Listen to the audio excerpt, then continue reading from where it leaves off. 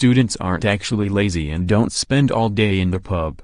Students aren't actually lazy and do prefer to study than spend all day in the pub, new research suggests. The image of a lazy student has been perpetuated throughout the years, but a poll of more than 14,000 undergraduates found those with the lightest workloads were the least happy. Instead, students who spend more time working on their degrees are happiest with their choice of course and university.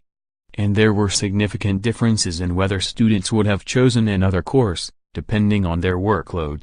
More than 71% of students with more than 30 hours a week of studies, including independent study, placements, and contact with lecturers, said they wouldn't switch courses. But only 37% of students with a total workload of up to 9 hours said the same. Nick Hillman, director of the Higher Education Policy Institute, HEPI, which published the survey with Advance He, said, "This does puncture the caricature of the lazy student."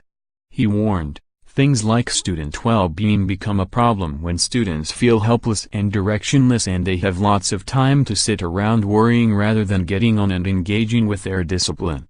Mr. Hillman suggested there were a number of factors behind the finding, including that a small part of it is that they want something for their money. In addition, he said, in general there is a feeling that students today are more industrious than in previous generations.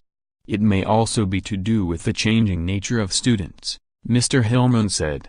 There are a lot more first and family students, who are so proud to be there, they feel this is an opportunity to transform their lives, so they have better opportunities than their parents did. The 2018 Student Academic Experience Survey also shows that value for money is still an issue for many, with almost 2/3 of those polled believing they weren't getting their money's worth. The number who do think their course's value for money is up 3% on last year, but in contrast, 53% of students in 2012, the year fees went up to £9,000 a year, thought their course was value for money.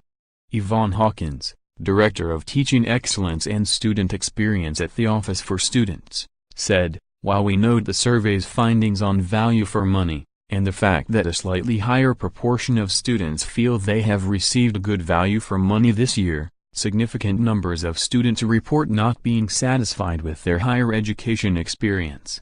Overall, the results send a clear signal that there is more work to be done." Genius Cafe owner creates pasta straws to get rid of plastic. Drunk criminals could get speed awareness style course instead of court hearing. Man arrested for murder of 100-year-old who died week after robbery that broke her neck.